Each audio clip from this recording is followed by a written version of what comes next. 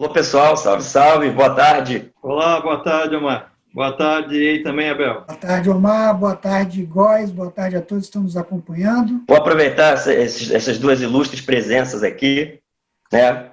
Um vasto conhecimento, para explorar um pouquinho o conhecimento de vocês, as informações.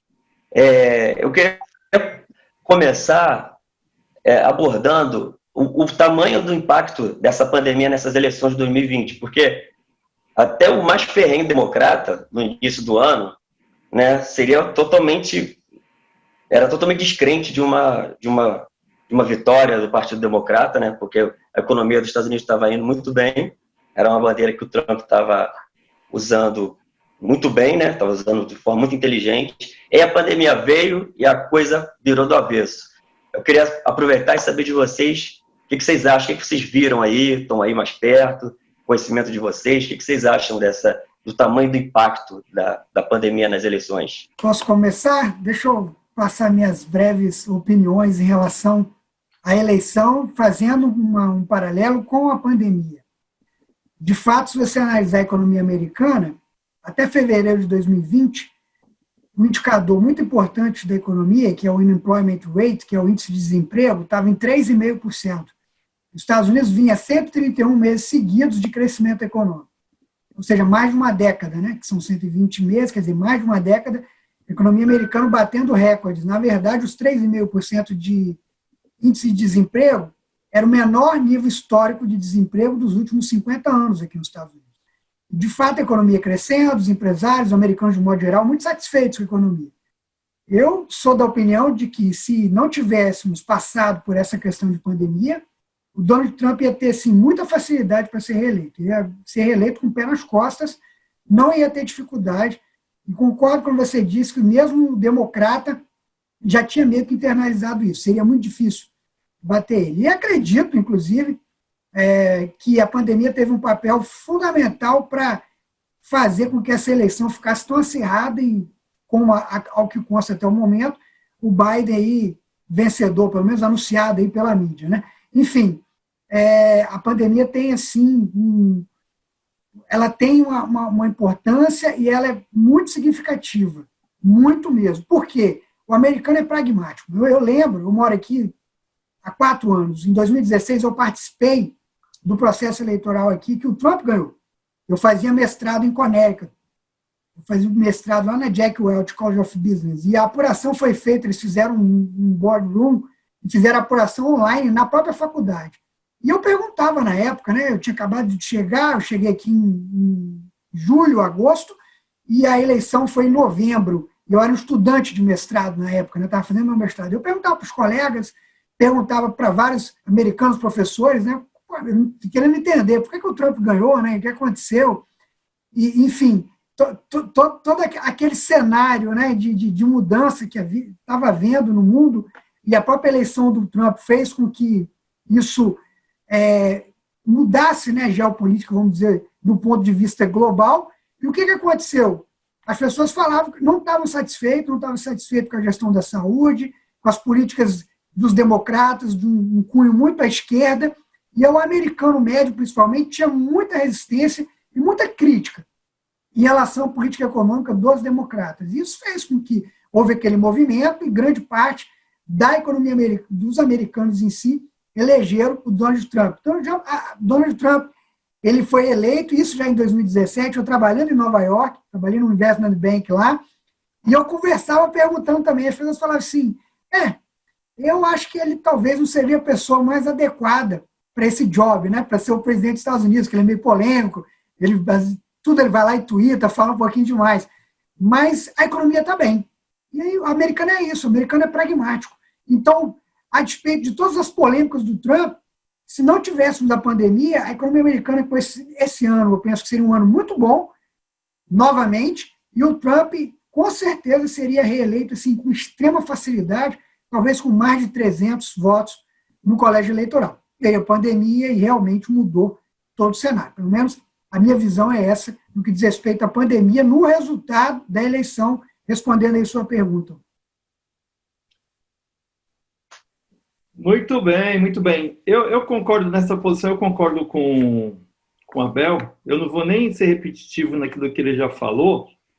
Eu acho que foi 100% a influência da pandemia para viver esse quadro agora de divisão. Porque não pode falar que o Biden, mesmo que leve, né, tudo indica que ele vai levar, não podemos dizer que ele levou de lavada, levou fácil, o negócio foi disputado, aquele negócio todo. Ele pode ganhar com 300, 290, 280, não importa. Cada estado ali que definiu era margem muito pequena, né, ou que está definido. Mas a pandemia ela veio e detonou. E a parte econômica, na verdade, não é só para o americano. O que interessa para o povo é a parte econômica. Se vocês pegarem, por exemplo, a Dilma, nossa presidenta, né, em 2010, ela ganhou as eleições. Quem era a Dilma? O PIB do Brasil era 7%. Qualquer um ganharia aquela eleição para o PT. Com a máquina do governo, com toda a mídia a favor e com 7% de PIB, para um Brasil, esquece. Ela não só ganhou, como ela conseguiu se reeleger. Aí, para se reeleger, foi mais pau a pau, porque daí já caiu um pouco o PIB. Então, o pessoal, no frigir dos ovos, está preocupado com dinheiro no bolso, né? Por isso que algumas políticas de esquerda e alguns cenários de esquerda acabam, em determinado momento, ganhando espaço, porque o pessoal vem e oferece dinheiro. Enquanto o governo tem dinheiro para dar, é uma beleza isso tudo, né? O duro é quando as coisas apertam, aí fica um pouco mais difícil de atender. Mas as eleições nos Estados Unidos foram influenciadas fortemente pela pandemia. E talvez o Twitter do Trump não ajudava muito.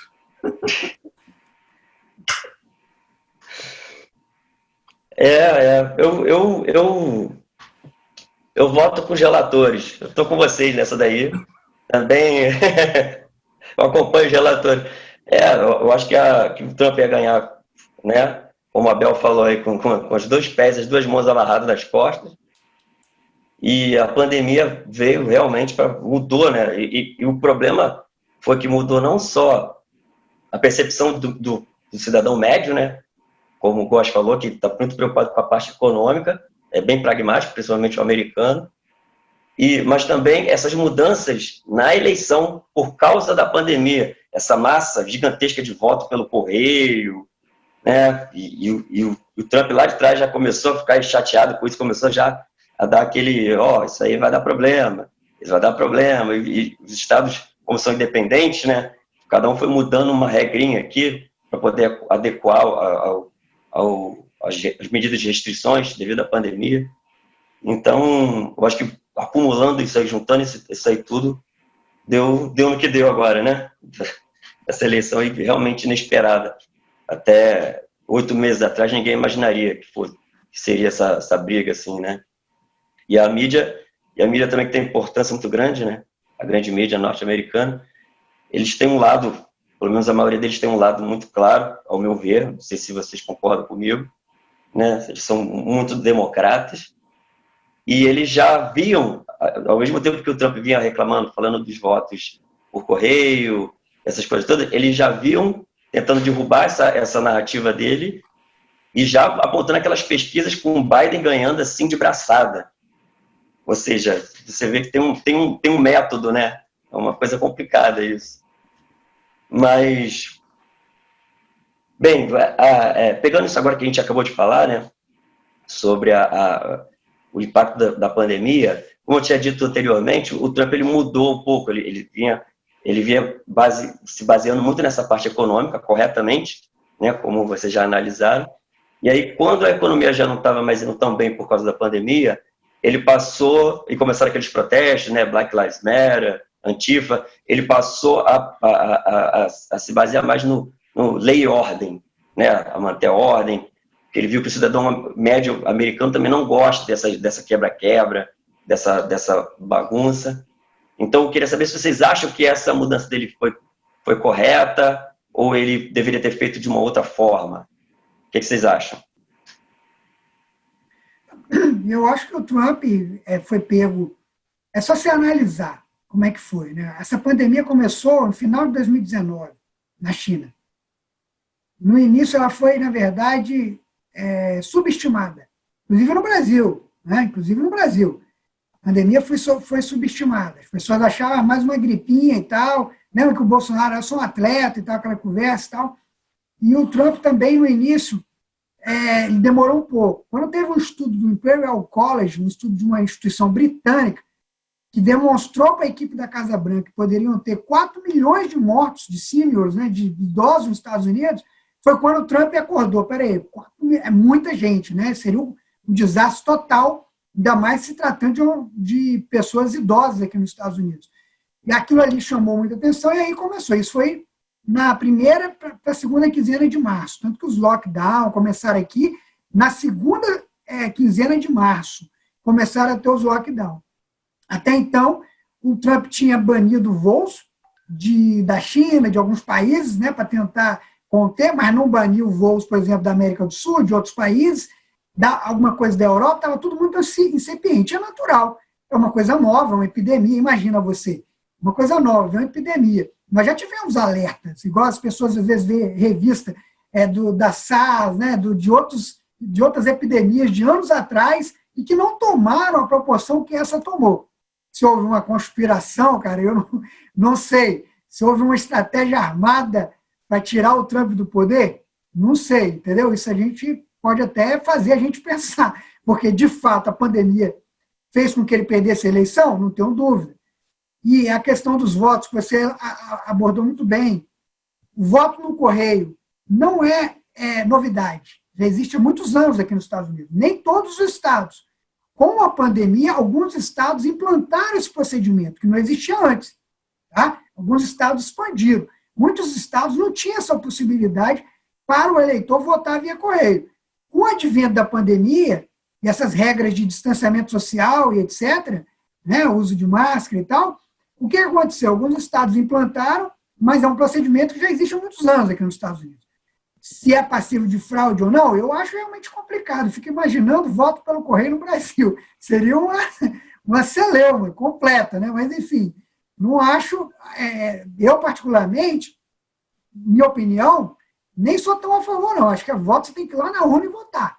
Opinião particular. Mas a questão é que a lei permite. Realmente houve uma campanha em massa do Partido Democrata para que as pessoas votassem antes e muitos deles votassem pelo correio. Isso aconteceu.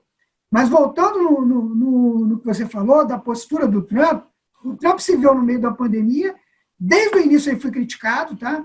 Se ele não faz, ele foi criticado se ele não fez o lockdown que ele atrasou. Quando ele implantou o lockdown, ele foi criticado porque ele fez o lockdown. E, na verdade, para um governante no meio de uma pandemia, de uma guerra, é complicado. Porque toda decisão que ele toma, ele vai acabar sendo criticado de uma maneira ou de outra. Os casos dos Estados Unidos subindo de forma exponencial, os Estados Unidos assumiram a dianteira, o que é extremamente curioso, porque a China, onde começou essa pandemia, foi lá na China, e a China tem números menores que a França, que a Alemanha. Até hoje eu não engoli esses números da China, sinceramente, porque o país mais populoso do mundo é a China. Como que a China me apresenta números menores que uma França, que uma Itália? Estatisticamente não é possível, sendo que lá que começou essa epidemia. Então, é muito estranho isso tudo, mas tudo bem. O Trump se viu acuado, o número de casos subindo, o número de mortos e internações em hospitais subindo consideravelmente. Ele também não teve jeito, ficou com medo, implantou o lockdown e houve toda aquela questão. E aí você falou desses próprios movimentos que ocorreram aqui nos Estados Unidos, né? Lá do assassinato lá esqueci o nome dele, do George Floyd. Exatamente. Foi assassinado, aquela comoção no país, mas eu me lembro, logo que saiu, houve toda aquela comoção, um vizinho meu, de porta, no condomínio que eu moro, ele falou, cara, eu não sou contra, existe sim, de fato, nos Estados Unidos aí, talvez um racismo implícito, como existe no Brasil, eu acho que existe sim, não posso dizer que não, e ele é casado, inclusive, ele é um americano, mas é casado com a esposa dele é negra, entendeu?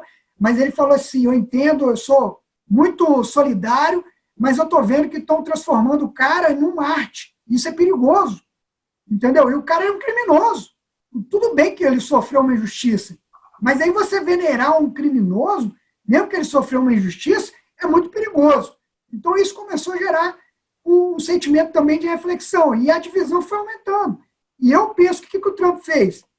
Eu vou seguir os meus, vamos dizer, a minha base, porque ele viu que estava tudo muito dividido, eu estou especulando, né? Mas eu pensei o seguinte, vou tentar segurar e fincar minha bandeira. Tanto é que no debate, cara, o que eu achei que foi muito curioso, e para ele eu achei que nem foi tão benéfico, quando ele foi perguntado se ele era a favor das declarações da supremacia branca, você viu?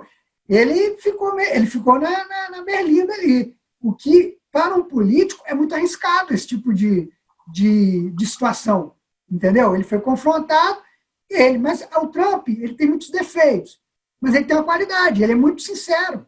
Ele realmente fala o que ele pensa. Ele vai lá no Twitter e escreve o que ele pensa. E muitas vezes, cara, no mundo, quando você é muito honesto demais, você acaba pagando um preço muito grande. Então, enfim, não sei nem se foi tanto uma estratégia pré-definida, mas ele acabou seguindo, né, esse lado e também repudiando aquelas que nós tivemos muitas mobilizações aqui, manifestações que viraram quebra-quebra. O americano, a sociedade americana não apoia esse tipo de... Pode até ser solidário ao movimento, apoiar, sim, Black Lives Matter, eu concordo, mas sem virar quebra-quebra, sem invadir a propriedade do outro, que aí já perde todo o direito, né? O movimento pode ser legítimo, pode ser muito bem intencionado, mas a partir do momento que gera quebra-quebra, começa a invadir propriedade, quebrar, aí já perdeu todo o direito, no meu ponto de vista. Então, acabou citando, na minha opinião, acabou virando uma situação... Ele ficou, de certa forma, acuado também, se você pensar bem. Bom, aí eu tenho... Góes, né? Góes eu tenho algumas posições aí. Aí é o seguinte, com relação a ele, o lockdown, não cabia somente a ele. Como no Brasil e os governadores e prefeitos tomaram conta desse negócio, ele tinha sua capacidade de influenciar, mas no final quem estava decidindo muito eram os governadores de cada região, ainda mais aqui nos Estados Unidos, que o pessoal praticamente tem uma lei, tem uma constituinte própria para cada estado. Mas ele também se viu numa situação muito difícil, porque as pessoas estavam... Quem lembra do começo em Nova York, aquela cena dos caminhões frigoríficos encostando naquele hospital, acho que era no Queens, se não me engano, era uma cena dificílima no momento em que ninguém sabia o que realmente era aquela pandemia, né? Hoje, de certa forma, a gente sabe um pouco mais. De repente, você tem um parente que pegou e ficou bem, teve outro que pegou e não teve nada, teve aquele que pegou, foi para o hospital e saiu, teve aquele que pegou para o hospital e morreu, mas a gente consegue agora ter uma dimensão. Antes parecia que era assim, caiu lá dentro, 50% estava morto. Então, era assim, muito difícil tomar uma decisão. E ele ainda não imaginava, estava longe ainda das eleições, tinha um monte de situação. Eu acho que a voto pelos Correios, como o Omar falou muito certo, realmente isso aí tirou, além da pandemia, se não tivesse voto pelo Correio, a gente sabe que a Hillary, por exemplo, reclamou que os democratas não foram às urnas. O lema dos democratas agora é vai votar, vote. E quando você recebe um papel em casa, que às vezes tem história que diz que já vinha preenchido ou que passava alguém para preencher e recolher, aí a gente não tem condições de falar se é isso ou não. Mas o fato é que você recebia um papel em casa. Eu recebi aqui, por acaso, um sample do ex-proprietário, que é um americano judeu. Então, você vem lá, um papel enorme, cheio de informação e etc. É muito mais fácil do que você sair um dia e ir até lá, votar. Isso mobiliza e tem uma situação favorável. E depois tem a possibilidade de você contar os votos, de você... o que chega e não chega no correio, que data chega, consegue embaralhar o processo. E quando você embaralha o processo, você dá margem para questionarem. Houve fraude? Não tem? Não sei. A Suprema Corte está a ver, a democracia americana vai definir, mas dá mais margem. Outro dia eu gravei um vídeo dizendo o seguinte, que não basta eu ser honesto, eu tenho que parecer honesto. Então, tem situações que é criada na sociedade, na política, que não parece honesta. Pode até ser honesta, mas aquele pacote todo que vem junto são situações que deixam uma expectativa de margem para você ter fraude, ter coisa errada. E o Trump também teve uma questão aí, que foi, sem dúvida, a morte do George Floyd. A morte dele em maio, eu estava no Brasil, e quando eu vi aquela cena, era assim, 1h30 da manhã, alguma assim, e eu olhei no meu celular antes de deitar, liguei o celular, peguei um detalhe e vi aquela cena. Qualquer pessoa fica chocada ver uma cena daquela. Aquela cena, assim, é de desmontar qualquer processo. Você vê um cara deitado no chão, o outro naquela situação terrível, as pessoas pedindo meio que clemência, e os policiais do lado olhando e ninguém para falar, amigo, já deu, solta ele. Então, os próprios policiais estavam ali do lado. Então, aquilo me gerou um estado de revolta. Quando eu acordei de manhã, a primeira coisa que eu falei com a minha família, olha, que é revoltante, olha essa situação.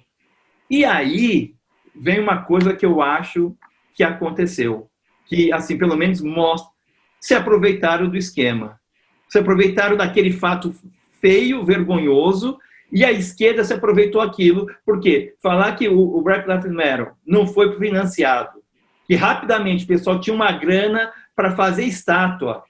Fazer uma estátua de bronze, você derruba uma estátua e faz uma outra estátua de bronze, não é uma coisa que você faz assim, se você não tem uma influência, se você não tem grana, se você não está organizado. Então, se apropriaram daquele movimento.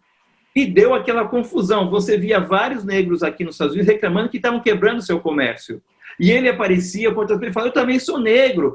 Mas o pessoal não estava mais nem aí para isso. A causa tinha ultrapassado o muro e ela já estava buscando uma outra questão, que é justamente visando as eleições, visando destabilizar o governo. O Trump, aquele jeito laranja dele, aquele cara e tal, aquela coisa toda, é um cara que traz uma repulsa para um determinado grupo de pessoas. Então, apesar de ele falar, se você não parar para ver o Trump, entender o que ele está fazendo, o governo dele, você for lá entrar nas entrelinhas, se você olhar o Trump perto do Obama, em termos de fala, de se posicionar, o Obama é um anjo. O Obama é todo jeitosinho, o Obama tem tudo. Agora, se comparar, aí é questão de cada um, se comparar o governo de um e outro, você vai ver o que busca, o que é, o que não é. Então, para mim, e aí você vê que o Trump acabou de mandar embora o secretário que impediu, de segurança, que impediu que o pessoal fosse para a rua, que o exército fosse para a rua naquele período. Mas era um lance delicado. Se ele bota o pessoal na rua, poderia ficar pior ainda para ele.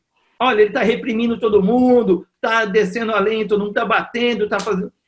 Então, o Trump pegou duas coisas muito difíceis, e nas duas coisas, quem está embaixo se aproveita.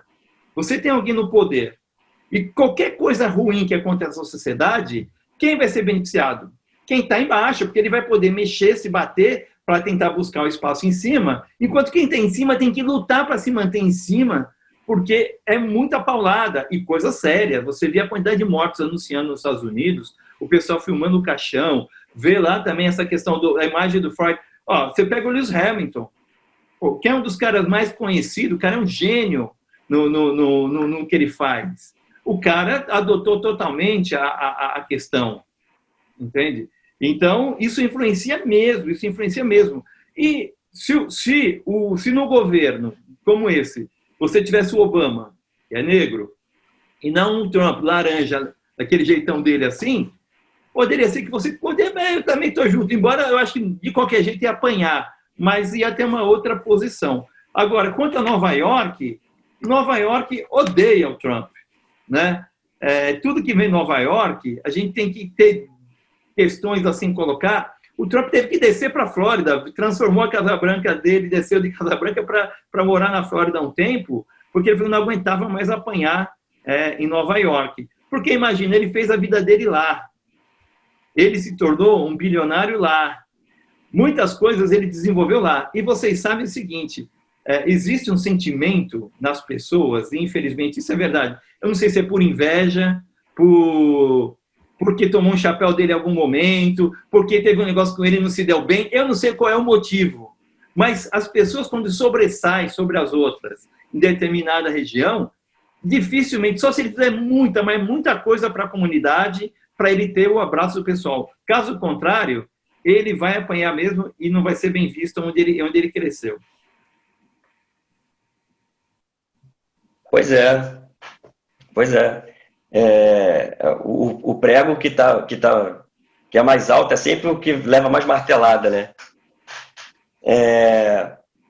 Não, eu sou um pouco mais crédulo em certas teorias, né? Que as pessoas falam, essas teorias conspiratórias e tal. Como o Abel falou, esse caso do número da China, um país com 1 bilhão e 400 milhões de pessoas, morreu menos gente que a França, que a Itália, é inacreditável. Aí das duas, uma, ou esses números são falsos, que é bastante provável vindo de uma ditadura, né, que é toda fechada e tudo mais, ou então esse vírus realmente não foi uma mutação natural, foi uma coisa planejada e, portanto, eles já estavam preparados para conter a doença lá e jogaram para o resto do mundo, onde ninguém estava preparado, e aconteceu o que aconteceu.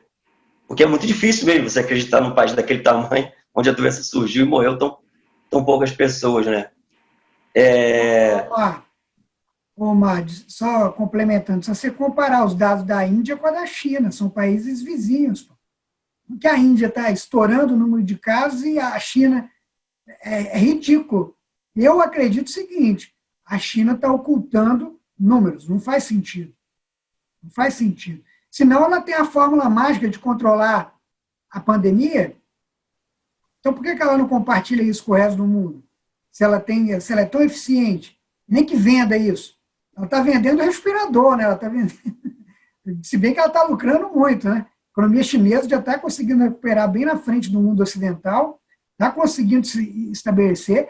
Na grande verdade, para a China, que passou os efeitos da pandemia antes, ela está conseguindo colher.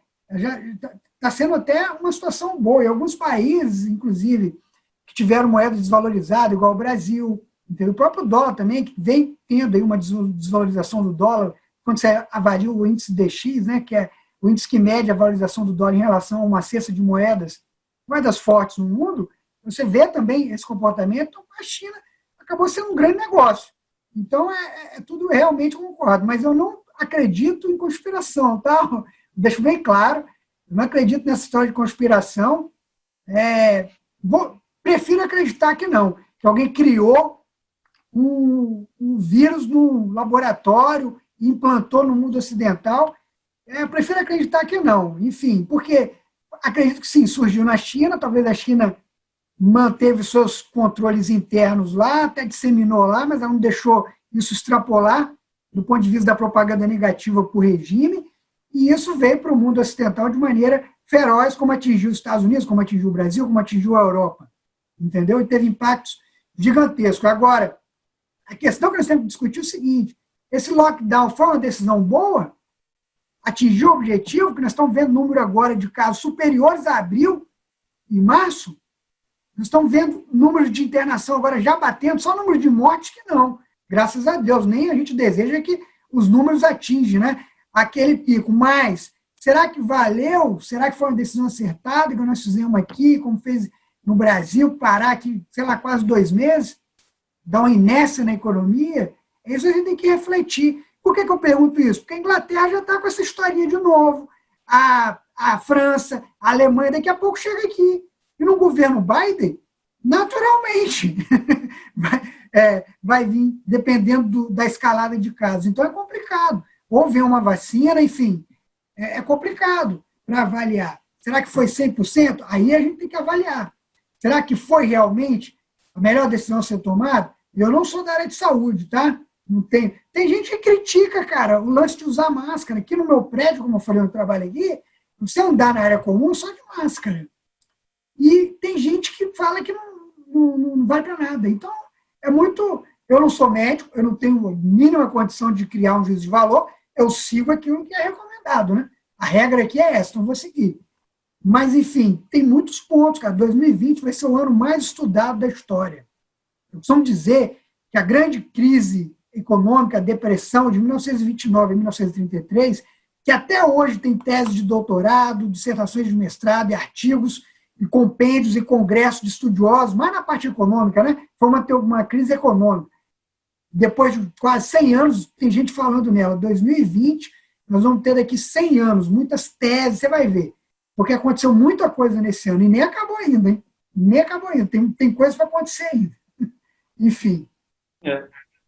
Quanto às teorias aí, que o Omar citou, Eu fico...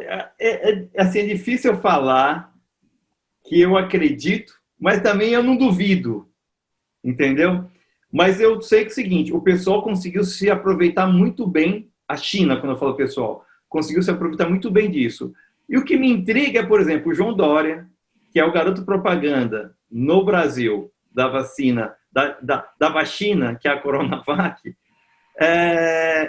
ele já estava negociando com eles em outubro.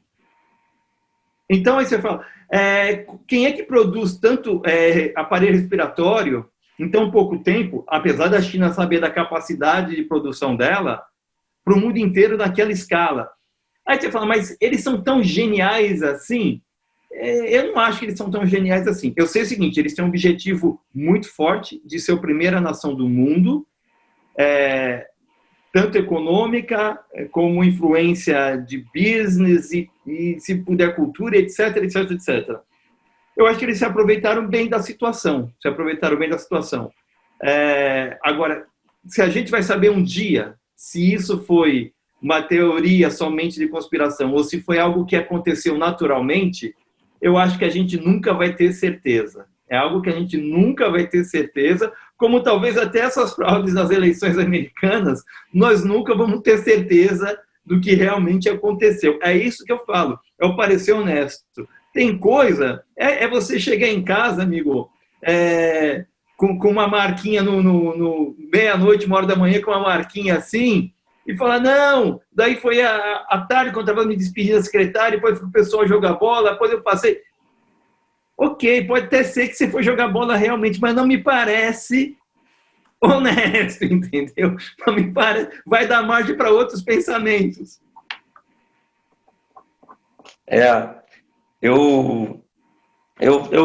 Pegando isso aí que vocês falaram, tipo, aquela frase, né? Aquela comparação que até fizeram muito aqui no Brasil, um meme, né? Comparando a China àquele cara que é dono de uma borracharia e joga prego na rua, em frente à borracharia dele. Aí o carro passa, fura o pneu, ele já está com o pneu novinho aqui, ó, para te vender. Né? E no caso da China, ela estava tão preparada, né, com uma quantidade absurda de respirador, de tudo, que torna isso ainda mais complicado, porque é uma borracharia que tinha pneu desde do modelo do Fusca até uma BMW. Então, qualquer carro que furasse o pneu ali, ele tinha o pneu certinho, o tamanho, o tipo de roda. Então, quais as chances disso acontecer? Deixa eu complementar aqui, mas grande parte também desse problema, os próprios americanos têm culpa. Inclusive, eles reconheceram. Os Estados Unidos não produz mais nada, cara. Tudo vem da China. Os Estados Unidos, que era uma grande potência industrial do mundo, não se produz mais nada, vem tudo importado da China. Os americanos, nessa pandemia, começaram a refletir, caramba, nada, falta tudo. Aqui nos Estados Unidos é incrível.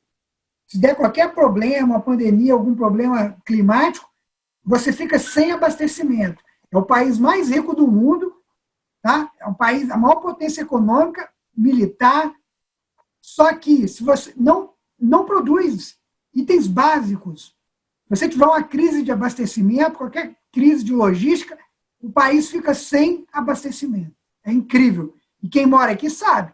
Qualquer coisinha, rapidinho, você vai no supermercado, já não tem mais nada, acaba assim, no piscar de olhos, e vários congressistas americanos já estão revendo esse posicionamento para, inclusive, tentar estimular a industrialização nos Estados Unidos para evitar essa dependência. É difícil, porque o chinês é muito eficiente. Você pegar hoje esses aparelhos que, né, produzir tudo na China, a Apple, tudo produzido na China. Por quê? Porque é mais barato. Qualquer um que fizer conta vai ver a posição relativa de custo na China é muito menor que a maior parte dos países do mundo. Então, você que tem escala global, qualquer empresa de escala global vai produzir na China. A GE produz turbina de avião na China. As grandes companhias americanas produzem na China. Por quê? Porque é mais barato.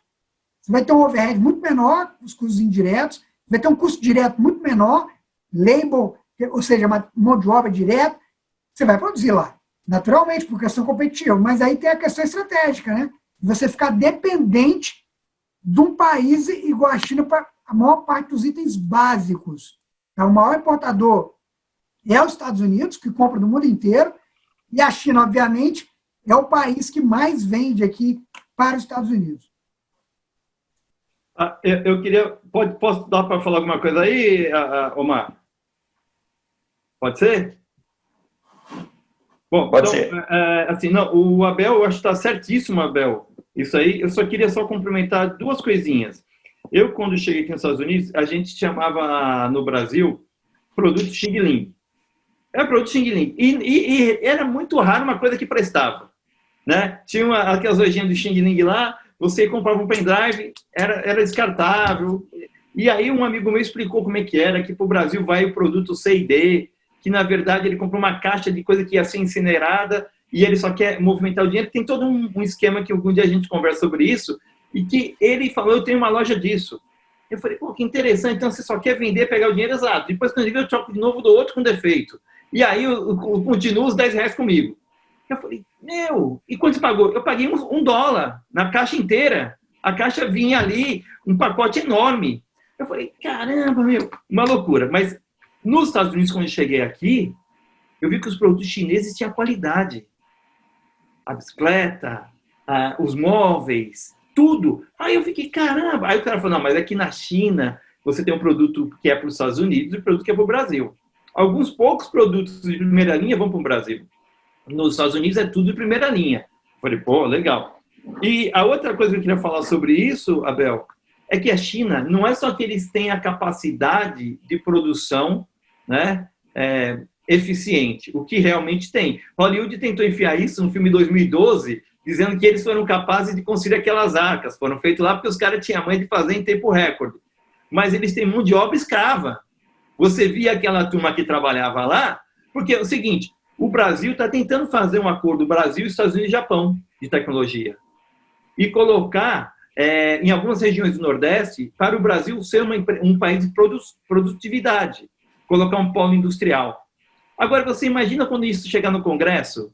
Vai entrar sindicato, vai entrar não sei o quê, vai entrar o prefeito, vai ter que molhar a mão de todo mundo, é uma corrupção danada, e você não pode descer de cima para baixo. Tem que negociar com todo mundo. E quando você fala no Brasil negociar com todo mundo, o que você está falando? Dá graninha para todo mundo. E a China vai e faz o seguinte, é de cima para baixo. Instala aqui, não dá ordem para ninguém, sobe o que tem que subir, bota os caras lá dentro. Os caras trabalhou. Ah, mas deu ruim. Tira os caras, manda embora e não dá nada para ninguém. Não precisa pagar, não tem sindicato, não tem nada. Então, não dá para competir. Então, o que os Estados Unidos e o mundo tem que ver é o seguinte, é uma concorrência desleal. Mas, como é a própria volta que o capitalismo está dando no capitalismo.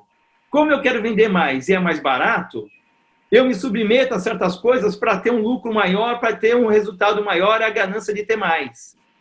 Então, é uma cilada que o próprio pessoal criou e agora vai ter que resolver isso. E é bom que resolva logo.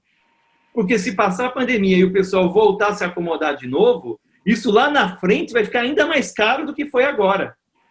Então, tem que realmente criar um plano B, gerar emprego e mudar algumas questões em termos de sindicais, algumas coisas assim, para gerar emprego e tudo mais. E assim vai. Entende? Mas não dá para ficar realmente na mão de um fornecedor só. Não existe isso, né? Isso, Braz. Só complementando, os Estados Unidos meio que definiu estrategicamente como uma economia de serviços e agregar valor, né? Os Estados Unidos inova. Então, café, Starbucks, né? Ele agrega, não produz, mas dá aquele refinamento, agrega o valor. Então, eles escolheram como se fosse, mas não tem jeito.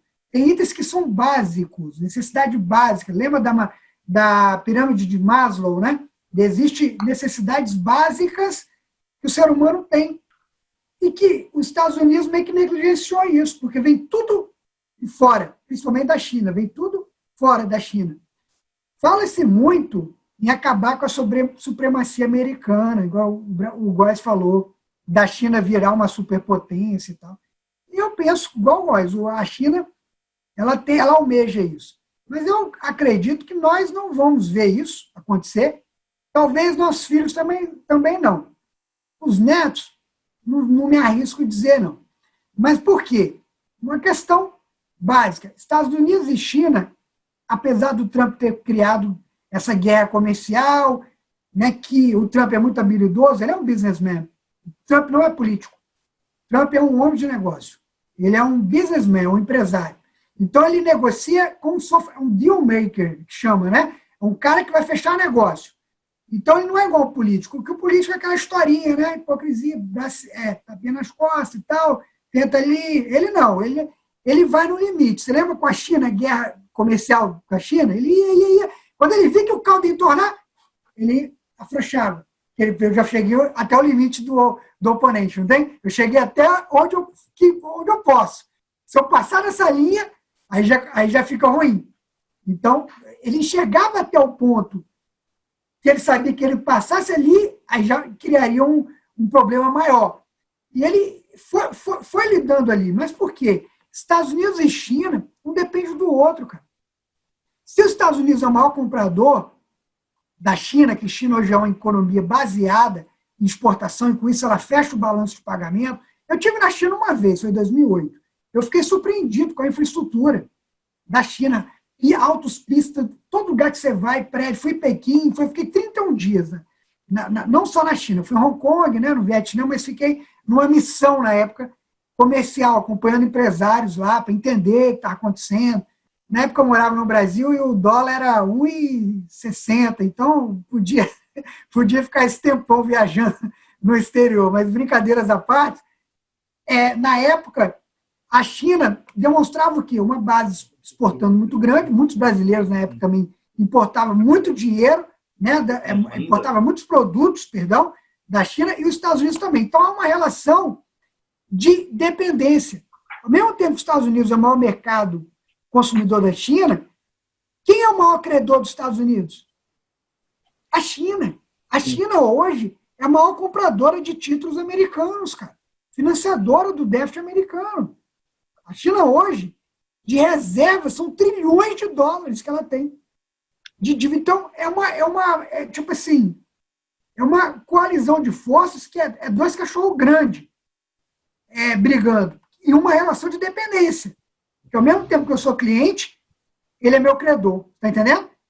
A China é credora e os Estados Unidos é o cliente. Então, é uma relação de forças compatível. Mas a questão da supremacia, ela envolve outros aspectos. Qual é a maior commodity do mundo? Qual é a maior commodity do mundo? É o petróleo? Petróleo. O crude oil, o óleo cru. Qual é a moeda que é cotado o preço do petróleo no mundo? Dólar. O dia que o dólar deixar de ser padrão para o petróleo, aí nós vamos poder pensar em mudança da supremacia americana. Enquanto não tiver isso, vai ser difícil. E toda vez que tentam mudar o preço do óleo como o preço do petróleo como o dólar, né, como padrão, o que acontece?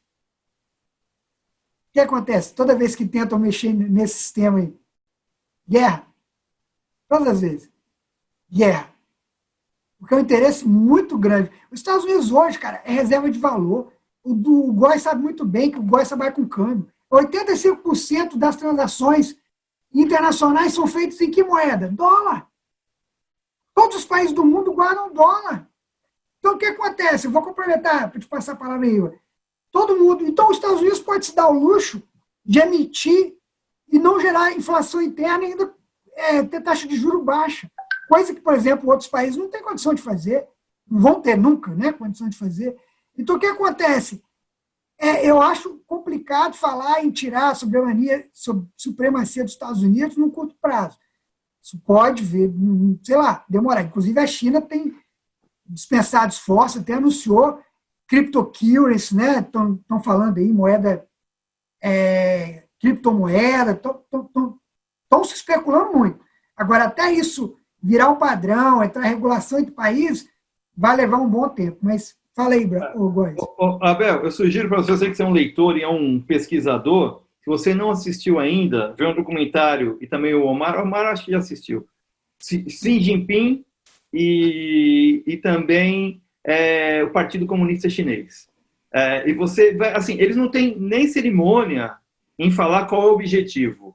Eles não abrem muito bem os planos, eles colocam parte do plano, mas assim, para eles não têm outra mentalidade, outra visão. Eles têm um alvo e eles vão lutar por isso, e isso eles colocaram. Essa é a primeira potência no mundo. Você vê que, por exemplo, o petróleo é verdade, mas, de certa forma, estão colocando questões elétricas e tecnológicas para justamente diminuir o poder, assim, o interesse do principal commodity. Então, existe realmente uma briga de cachorro grande e de poder para equilibrar isso. E não só. A China, no meio da pandemia, dia 1º de maio, ele soltou a criptomoeda dele, a primeira criptomoeda estatal. E essa criptomoeda, ele está trabalhando para que você comprando através da criptomoeda dela, e isso é de câmbio, isso eu estou te falando, não é fake news, não é história que eu ouvi falar. Dá desconto nos produtos que é pago com a criptomoeda dela. Entendeu? Por quê? Depois da Segunda Guerra Mundial, você falou que 85% das operações são feitas em dólar e tem o euro, que também tem muita movimentação, e libra. Mas não é só isso. Depois da Segunda Guerra Mundial, toda a liquidação de câmbio no mundo é feita em Nova York. Nova York é o banco central das operações de câmbio. Eu não sei até que ponto o Omar conhece dessa área de câmbio, mas é o seguinte: se eu estou no Brasil, eu quero mandar um dinheiro para o Abel, o meu banco, X no Brasil, ele não tem conta em dólar, porque é proibido ter conta em dólar no Brasil. O banco que eu vou fechar câmbio, a corretora, ele tem uma conta em Nova York. E quando eu pago em reais, ele pega o equivalente em dólar e ele debita a conta em Nova York para acreditar uma outra conta em Nova York, que é do Abel. Na verdade, o dinheiro não saiu de Nova York.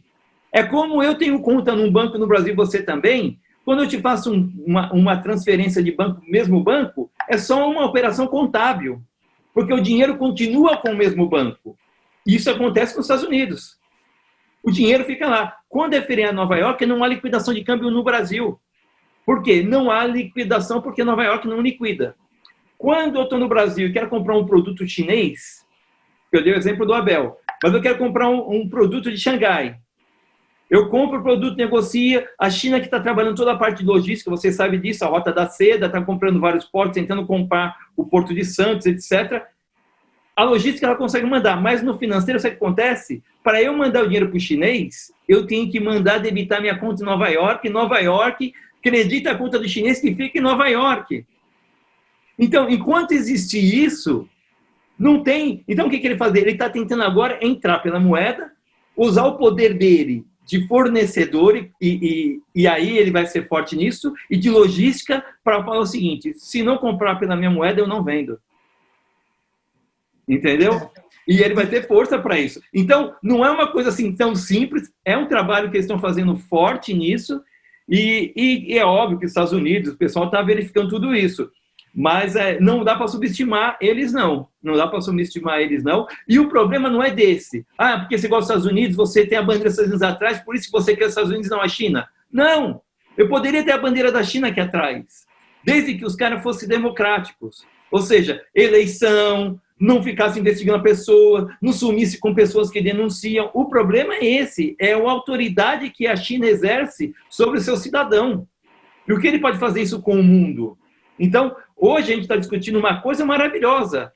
Trump, Biden, tem opção, as pessoas brigam, discutem, no Brasil discute, mas tem opção de tirar o cara daqui 4 anos. Quantas vezes teve eleição para o Xi Jinping? Então, esse é o problema China, para mim, maior. Não é o problema que a China produz, não produz, entendeu? Mas aí é esse, fica na mão de um país como esse. Desculpa aí o tempo aí. Vai, Omar, eu tomei seu time. Nada. Esse é o perigo, assim, o pragmatismo ele é importante, mas a gente não pode desgarrar totalmente da parte ideológica. Isso aí que o Góes falou é muito importante. Uma frase revolucionária que me marca muito é: nós vamos comprar da elite a corda para enforcá-los. Então, assim, você está numa loja que vende corda, o cara já te ameaçou, ele falou: eu vou te enforcar. Ele chega na tua loja e fala: eu quero 10 metros de corda. Aí você: não, eu sou um comerciante, tem que ser pragmático, eu vou vender para esse cara. Aí tu vende a corda. No dia seguinte ele volta com a corda que tu vendeu para ele e te enforca. Então, assim, o movimento revolucionário é muito perigoso e se torna mais justamente quando eu acho que aconteceu isso, vamos colocar aí, na década de 70 para cá, os Estados Unidos ele colocou muito dinheiro lá na China, né? Teve aquela separação, a galera, a parte democrática da China saiu, foi ali para gente, fugiu agora, a ilhazinha ali do lado da China. Taiwan, Hong Kong, Formosa. Não, Taiwan. Taiwan. A parte democrática da China, os políticos foram todos para lá. E a China, a grande mesmo, a China, né, país continental, ela ficou sob o regime comunista.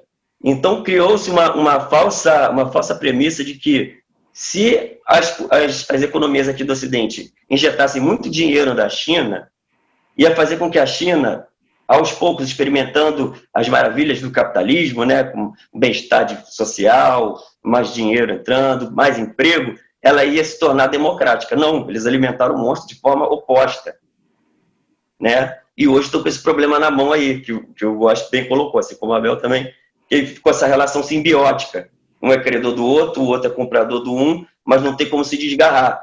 Sendo que a China, por ideologia e por premissa, ela não respeita o jogo democrático e não respeita o jogo também econômico. A China é aquele time que dá do pescoço para baixo a canela, né? Aquele pessoal que não respeita a regra. Então, assim, é muito preocupante. E aí, aproveitando esse gancho também que a gente estava falando da China, né, e falando dessa preocupação com os planos, como o Góes bem falou, eles não escondem, eles deixam bem claro o objetivo deles, eles não falam dos meios, né, porque os meios são os piores possíveis, mas o objetivo eles deixam claro. Então, eu queria puxar um gancho aí para a gente falar sobre a tal da vacina, como o Góes falou agora há pouco, essa relação aí lá do Butantan, com, né, a produção da Coronavac, aí teve esse lance aí da pessoa que faleceu, e aí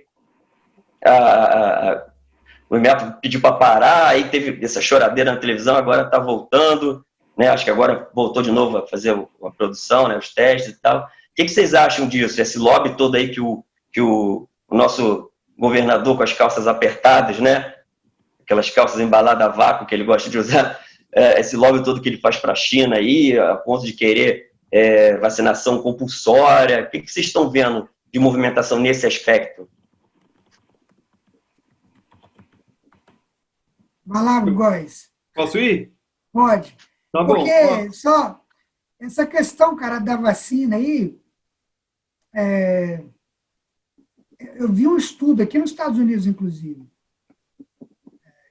tipo assim, que tem no estágio mais avançado de desenvolvimento da vacina, de fato, são 3 laboratórios chineses, de fato.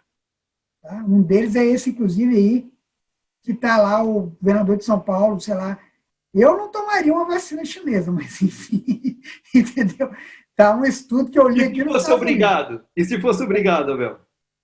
Não, aqui nos Estados Unidos não vai acontecer nunca. Nova York parece que já tem uma lei aprovando, hein? Não, obrigado.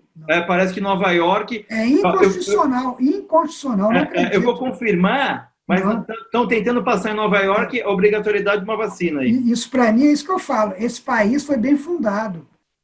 Aqui é Estados Unidos da América. Pode ter o Biden, pode ter o Trump, pode ser quem for. Eu acredito nas instituições desse país, acredito na democracia americana, acredito nas instituições, acima de tudo. Não acredito em teoria que diz que os Estados Unidos estão se vendendo. Como que um americano vai se vender para a China? Não acredito nisso, não. Pode ter tido uma armação, uma estratégia, tal, a pandemia derrubou o Trump, que vai mudar agora, caso o Biden, de fato, seja oficializado, vamos dizer assim, no colégio eleitoral, vai mudar a visão econômica? Vai, porque os democratas são mais pró-Estado, os republicanos são pró-business. Vai mudar, né? É natural, vai mudar a estrutura do pensamento econômico, da filosofia e as políticas públicas. Isso vai mudar, sem sombra de dúvida. Mas um americano, seja ele democrata ou republicano, eu, Abel, não acredito. Eu leio muito sobre a história desse país, como foi fundado. Os pais da pátria, quando fundaram esse país, que há mais de 200 anos atrás, quando fizeram a independência, o Bill of Rights, a Constituição, e diga-se de passagem, teve pouquíssimas modificações desde que foi feita, né? Igual o Brasil, aquela coxa de retalho, não, é um documento perene, que todo mundo segue até hoje. E os caras se anteciparam. Quando eu falo, eu me emociono. Porque eles fizeram isso, cara, em 1776. Nos anos de 1700, pensa bem, os Estados Unidos tinham um nível de desenvolvimento econômico compatível com o do Brasil. Não era uma potência. E os caras conseguiram enxergar o futuro naquilo que os Estados Unidos se tornaram hoje. A China está se visualizando, está trabalhando para se tornar. Mas é como eu te falei, ela está indo atrás dos interesses dela, o que é digno, né? Você buscar seu interesse, você almejar crescer, eu acho que não tem nada de errado, desde que seja eticamente, de uma maneira correta, né? Mas, enfim, eu penso, não acredito, eu, Abel, posso estar enganado, não acredito que todas as instituições dos Estados Unidos estão fadadas. Aí, não vou acreditar mais em nada, meu amigo, pode parar. Se os Estados Unidos é uma farsa, acabou o mundo ocidental. A China vai tomar conta de tudo mesmo. Esquece, é regime fechado e vai ser um governo. Mas, ao mesmo tempo que eu vejo algumas pessoas falando que a China vai dominar, tem outros que falam de uma nova ordem mundial que vai dominar e vai criar um governo único no mundo. Já ouvi isso também. Eu não concordo, mas já ouvi. Eu gosto de ouvir. Né? Mas, enfim, eu ouvi isso na igreja. Um padre, eu sou católico, vou na igreja aqui nos Estados Unidos, um padre americano falou disso, cara. Que mortos votaram e que teve a conferência de Davos, eu fiquei abismado. Eu falei, gente, parecia um discurso político do padre na homilia. Quem é católico sabe o que eu estou falando. Falando disso. Eu falei, caramba, o país está muito dividido mesmo. Que os bilionários... Aí eu fico perguntando, um bilionário que é um capitalista, concorda? Se você é um bilionário, ele é capitalista, ele ganhou dinheiro no capitalismo. Ele vai querer implantar um governo socialista? É bem coerente, mas, enfim, vai querer controlar a população com que objetivo? O objetivo econômico, talvez? Não sei. Mas, enfim, são teorias conspiratórias. Como eu falei, eu não prefiro acreditar que não. Eu acredito na liberdade, eu acredito na democracia, eu acredito nas instituições desse país. Espero ser um cidadão um dia. Ainda não sou um residente permanente, mas um dia eu espero ser um cidadão. Mas é o que eu acredito. Vocês podem discordar aí, pô. O Abel é feito aflorar vários sentimentos em mim no discurso dele. Esses seus últimos 3 minutos... Fica à vontade aí, meu. Me deixou assim, ó... Eu li a matéria sobre Nova York em passant, mas eu vou mandar depois para você, Pomar. Eu vou ver se o que eu li por alto, se era isso mesmo. Mas parece que 2 dias depois das eleições, Nova York tentou aprovar, eu não sei se aprovou, uma lei dando obrigatoriedade ao uso da vacina. Mas assim, para não parecer fake news, eu vou sei, pegar eu respeito para ver se é mesmo, entendeu? Mas eu sei, tenho certeza que está passando informação, não tenho dúvida. Mas eu acredito que não passa, é inconstitucional, cara. Liberdade individual é o primeiro, né? As primeiras cláusulas, cláusula pétrea que chama, né? Não tem como ferir sua liberdade. Outra coisa, imagina, igual foi uma vacina chinesa, você tomaria? Mesmo obrigado? Não sei, depende. Eu vou chegar aí, vou falar de São Paulo. Então, esse Nova York, se eu tivesse a lei e tudo aqui, eu te falaria direitinho. Não tenho. Então, não é oficial, porque eu não sei, mas eu vou procurar e te mandar. Esse negócio de ser obrigatório ou não, você vê lá o nosso amigo calça apertada, como é que tá. Entendeu? Mas ele tem 2 coisas. É grana. Eu conheço já de outros carnavais em São Paulo, em Brasil. Eu aturo no câmbio no Brasil há 30 anos. Conheço Campos do Jordão, conheço algumas pessoas de Campos do Jordão. Ele é um cara que atua muito forte em Campos do Jordão, tem os negócios dele lá. Quando tinha programa de televisão, aquele negócio todo. Vocês sabem, até pelo jeito dele, é um cara extremamente vaidoso. Ele usou e descartou o Alckmin para ser prefeito. Já largou a prefeitura, agarrou no governo para poder estar lá. Não vou dizer que ele não é eficiente no que ele pensa, o que ele faz. Ele é um lobo de Wall Street melhorado, ele é um cara ligeiro. Vacila com ele que você vai ver. Ele te cola adesivinho nas suas costas, Dória para sempre, você nem percebeu que ele colou o adesivo. Então, Vai aí. Então, pelo próprio jeitão dele, você vê que ele é extremamente vaidoso. E agora ele tem um objetivo, na minha opinião, ser presidente do Brasil. E por isso ele está batendo no Bolsonaro. E uma forma dele jogar essa... Ele já tem quase o programa dele de marketing para apresentar nas eleições, que é a vacina, que é resolver o problema das pessoas que perderam seus entes e tal. E que vai falar que não é eficiente, ele tem uma parte da mídia junto, vai ser uma bagunça. E ele está fechado com o chinês. Por quê? Ele quer financiamento, ele quer grana. Ele quer vender o metrô de São Paulo, ele quer vender o Porto de Santos. Ele não importa, porque, na verdade, ele não está interessado nisso. Ele está interessado nele. É um cara que ele tem um objetivo, e o objetivo dele está se lixando para a população, para o Brasil, para a sociedade. Não. É um cara que quer chegar lá, morrer e falar: eu morri, eu fui presidente, eu fui não sei o quê, blá, blá, blá, blá, blá. Esse é o meu pensamento. E ele quer obrigar, porque obrigando, ele fica mais ainda em evidência que o pessoal vai ter que tomar. Porque ele já sentiu o que você falou. Se eu não obrigar, ninguém vai tomar vacina da China. E não tomando, tudo que eu estou fazendo vai ser em vão meu esforço. Então eu tenho que obrigar para as pessoas tomarem e isso depois cair a meu favor. Então, o Abel tinha comentado sobre não acreditar, né, Abel, que a vacina em São Paulo fosse obrigatória. Então, existe um movimento... Não, eu disse assim, que se no Brasil, que aqui nos Estados Unidos, é inconstitucional. Sim, o governo não pode obrigar a população a vacinar. Isso é uma escolha do cidadão, isso fere a Constituição. O americano não vai aceitar isso. E você me disse que me parece que no Brasil é diferente, né? Parece que o STF tem um entendimento diferente lá. Não, ainda não tem, mas já... Porque o STF no Brasil, infelizmente, eles conseguem se manifestar sem ser no pleito, sem ser no pleno. Eles começam a dar uma entrevista, soltar na internet... E já tem alguns dizendo que são favoráveis. Dos 11, já tem alguns dizendo que são favoráveis aqui.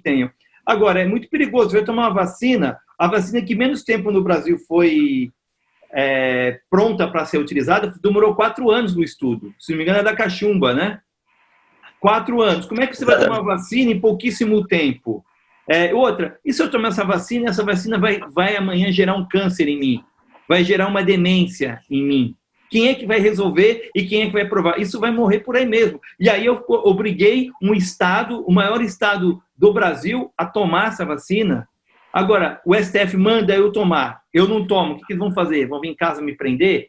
Vão perder o direito de eu abrir conta em banco? Vão perder o direito de eu usar os serviços públicos? Mas eu já não uso. Então, é muito difícil conseguir amarrar tudo isso.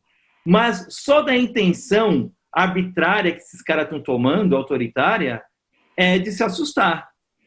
E tudo em nome do quê? Da pandemia, em nome das pessoas que estão morrendo. E é o que eu gravei hoje no Guia Brava América. A segunda onda vem aí, e o que acontece? A segunda vem aí, o pessoal...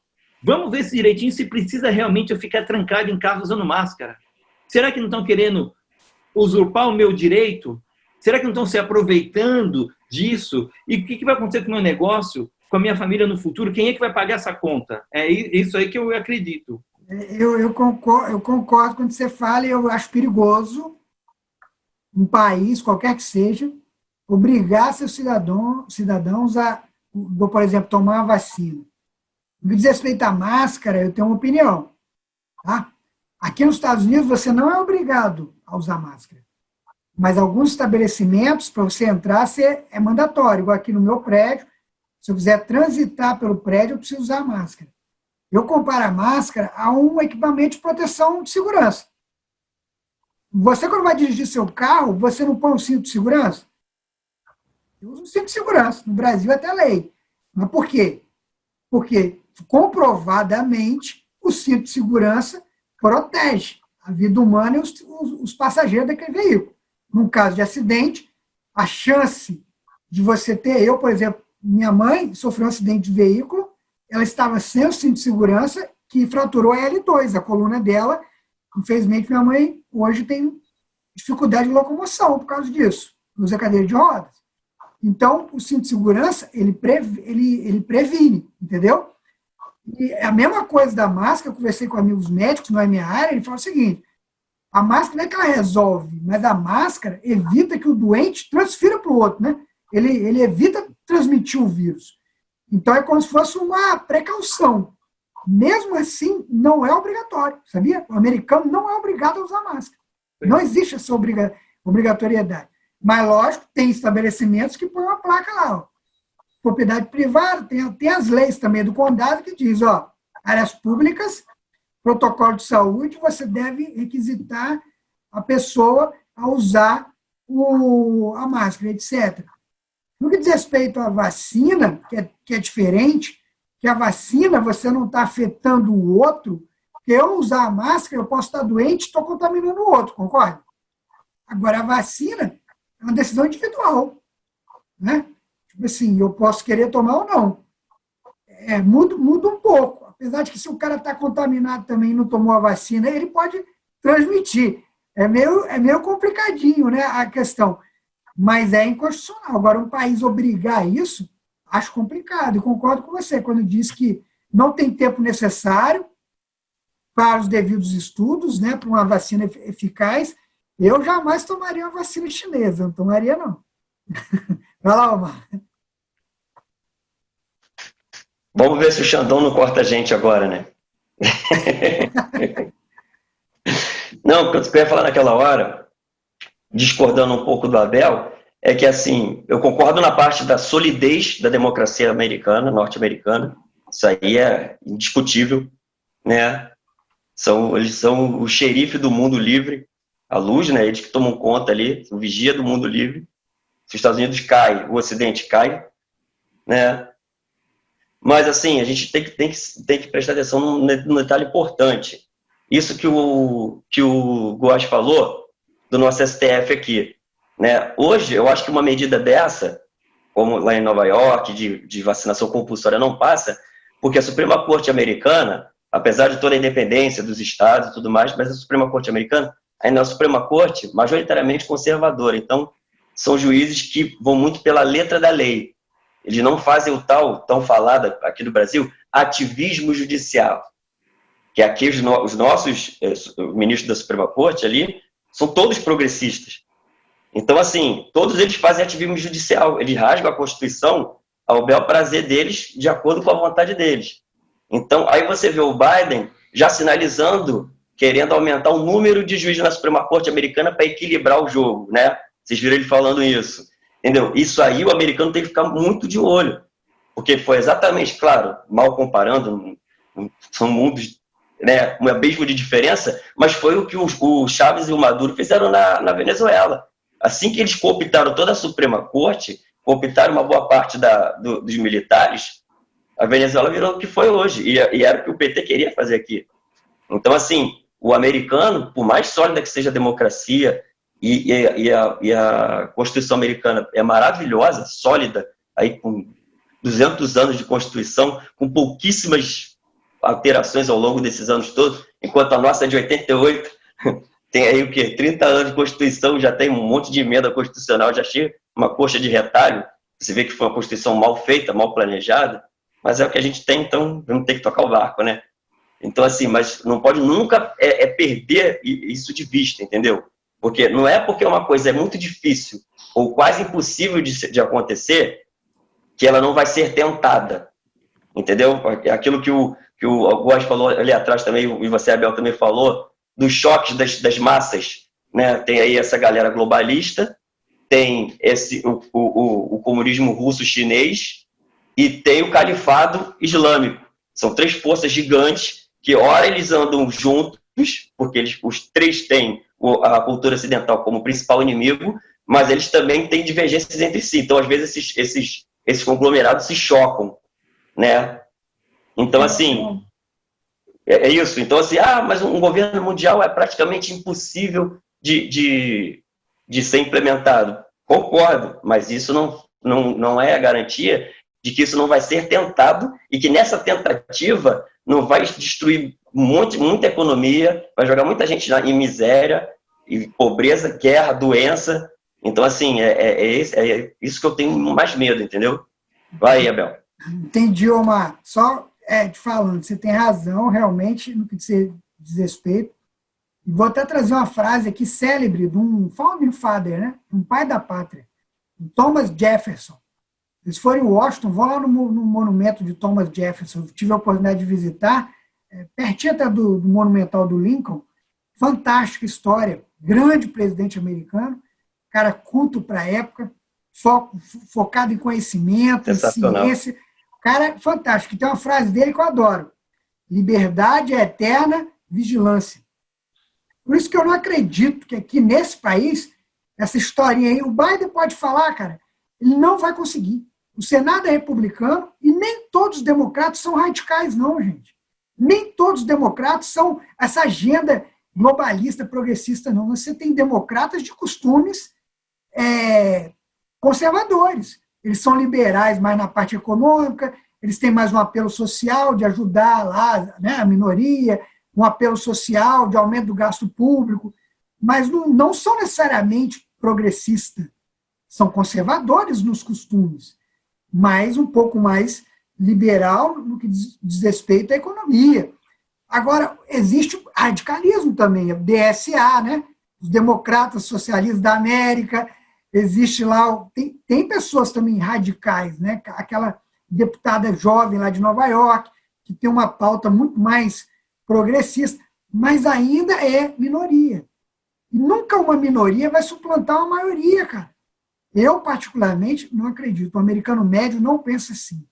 Entendeu? Mesmo o Trump, que ganhou e prometeu fazer um muro. Cadê o muro? Por que o Trump não fez um muro? Porque é uma proposta nonsense. Tem lógica fazer um. Vai resolver o problema da imigração? Não vai. Vai gastar bilhões de dólares. E na época o Trump falava o quê? Vou fazer um muro e vou botar o México para pagar. Bullshit. Porque é uma proposta, não, igual essas propostas que falam que o Biden vai fazer isso, vai socializar a América. Eu, Abel, não acredito. Primeiro que vai ter uma oposição ferrinha. Ele vai ter um Congresso dividido. Os republicanos não estão mortos. E o Donald Trump teve mais de 70 milhões de votos, cara. Mais de 70 milhões de votos. Não acredito, não, que o Biden vai implantar. Não acredito. Ele pode até tentar, para dar uma resposta ao eleitorado dele mais radical.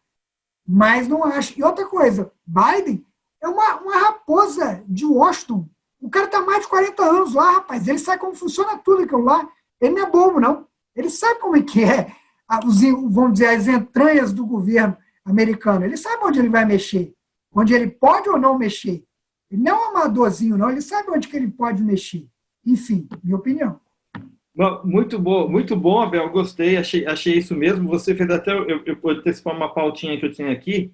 Eu acho o seguinte, se o Biden ganhar, se for confirmado, o que tem grande chance, tá? Ele não levou. Aí você fala, não levou em que aspecto? Não levou o seguinte, primeiro, os republicanos estão fortes. Tudo que você falou é isso mesmo. Ele não vai fazer nada, vai ficar injetado. Por isso que o mercado, até também otimista, o câmbio até cedeu, porque falou, beleza, vai ganhar um cara que não vai mudar nada.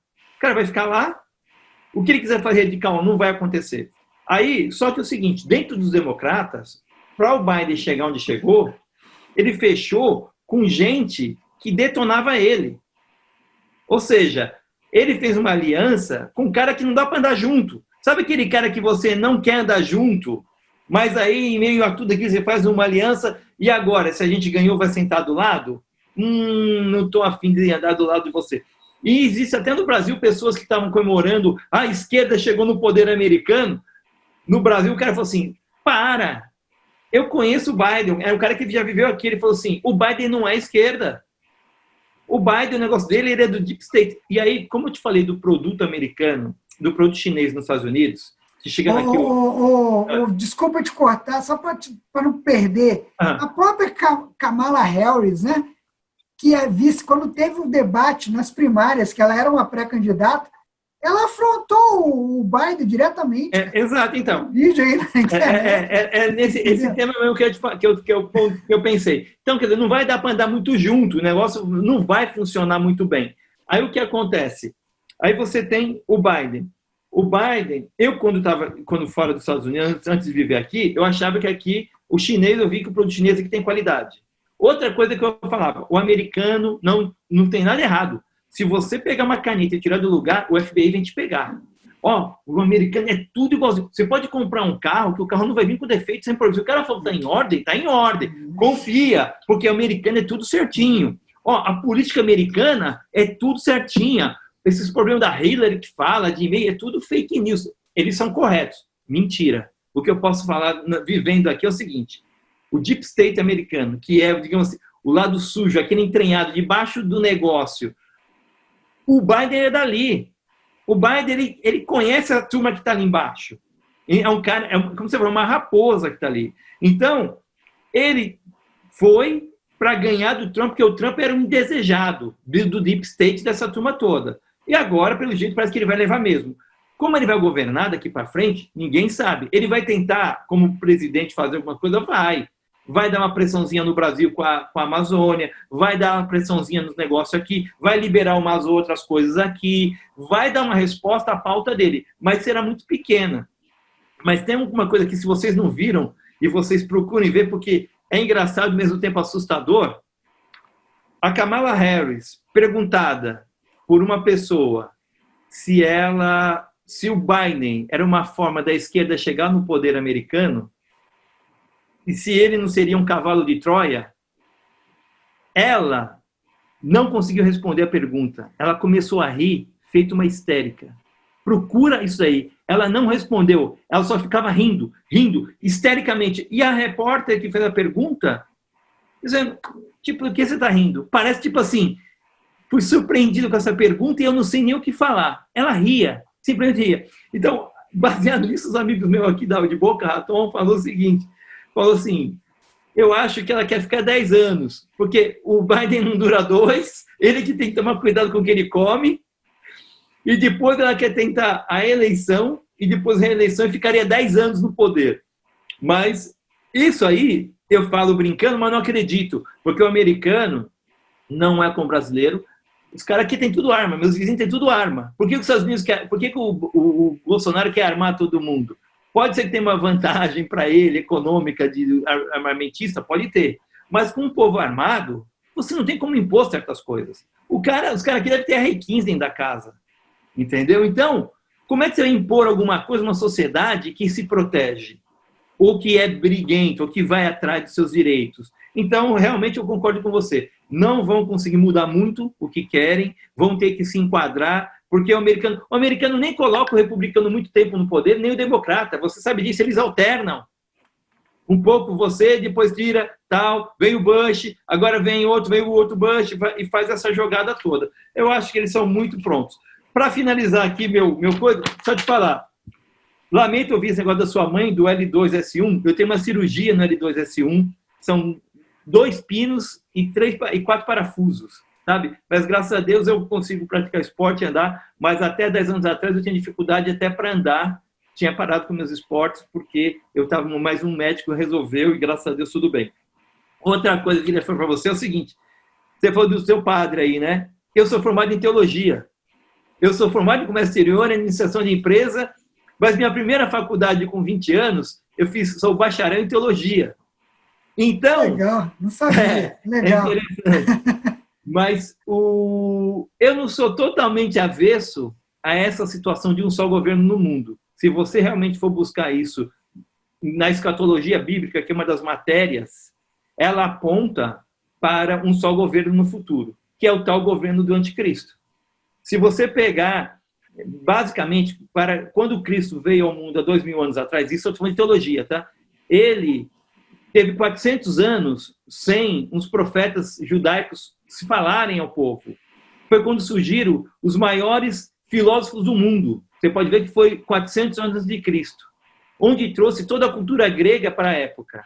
E aí, dizem que Jesus só conseguiu trazer o discurso dele para aquela ocasião em função da cultura grega, que era uma cultura de fala, do verbo. E estão dizendo o seguinte, que esse mundo está se preparando culturalmente para, no futuro, receber o anticristo e ter um só governo. Haverá um caos e virá um cara que vai resolver todos os problemas. que dará dinheiro para todo mundo, que vai deixar todo mundo satisfeito, aí o pessoal aclama ele. Eu não estou falando que é nem minha teoria, não estou dizendo que isso está acontecendo com a China, nem com a pandemia. Eu só estou dizendo o seguinte, é uma matéria de escatologia que o pessoal estuda e apresenta isso. Por isso que o padre que você falou citou essa questão com base na escatologia. Bem, entendi, agradeço. Eu não tenho base nenhuma de teologia, né? Já li, leio a Bíblia, sou cristão, né? Já li o livro do Apocalipse, enfim, mas não é uma área que eu pesquiso, não tenho conhecimento. E eu, assim, eu sou muito cuca fresca em relação a isso, né? Eu costumo acreditar nessas questões de conspiração. Eu sou bem, assim, racional. Eu gosto de ver fatos, eu gosto de ver elementos, gosto de analisar. Igual a questão, a gente estava analisando aí do eventual governo Biden. Não acho difícil ele implantar uma agenda progressista, acho que ele vai ter oposição. Ele já esteve no governo, ele foi vice, lembra, do Barack Obama. Agora, se ele vier a falecer, como muitos dizem aí, eu vi até um meme com a cadeirinha de rodas jogando ele no precipício, a vice assumindo, já não sei. Ela tem uma história de vida bonita, ela é imigrante, você sabia? Ela é imigrante. A mãe dela veio da Ásia, né, da Índia, casou aqui, ela veio de família pobre, tá? Ela é de família pobre, cresceu no estudo, virou advogada geral da Califórnia, virou representante, depois senadora, e agora, se for confirmada aí no colégio eleitoral, vice-presidente. Ela realmente se sensibiliza muito numa pauta mais social, né, mais progressista, nessa agenda aí mais, vamos dizer assim, progressista, é da natureza, ela não esconde a posição dela, a gente não sabe. Hoje, tudo leva aqui, quem vai ser empossado é o Biden. Agora, caso ela assumir a presidência, ela ter todo o poder que tem o presidente americano, né, seria uma novidade, né? Ela é a primeira, pode ser a primeira vice-presidente mulher nesse país, se ela vier a ser, porque realmente, esse discurso não é inócuo, não. Porque o Biden tem 78 anos, cara. 78 anos, é um senhor de muita idade. Então, para ele vir a falecer daqui 2 anos, não é algo improvável, né?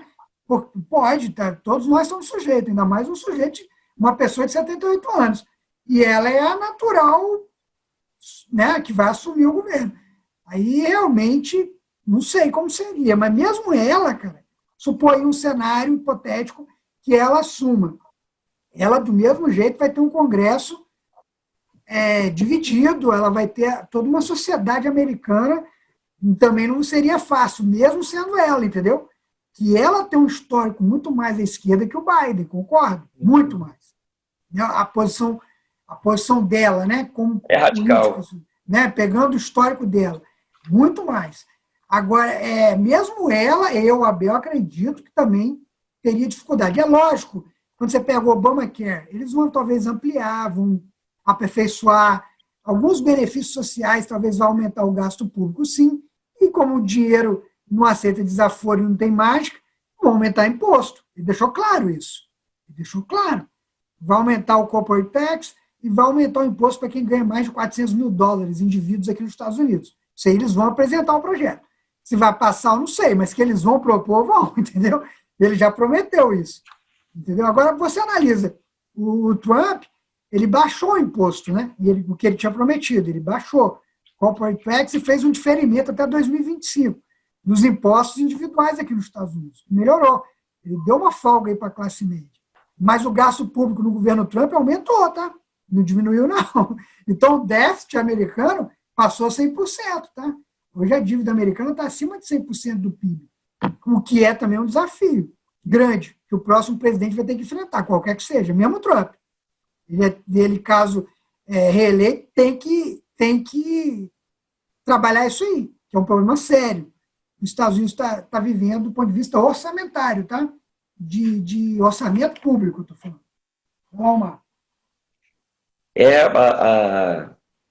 Eu pesquisei sobre a história da Kamala Harris, é uma história bonita mesmo, só que ela é bem, bem radical, né, nas posições dela, principalmente nessa agenda progressista, muito identitária, de minorias e tal. Infelizmente, né, o Abel estava falando aí que o americano não ia se curvar a minoria, mas a gente tem que lembrar que essas minorias elas são muito organizadas e muito barulhentas. e elas contam com a condescendência, com o apoio da classe artística, das big techs. Se você postar qualquer coisa contra qualquer minoria, qualquer crítica no Twitter, cai 2 segundos depois.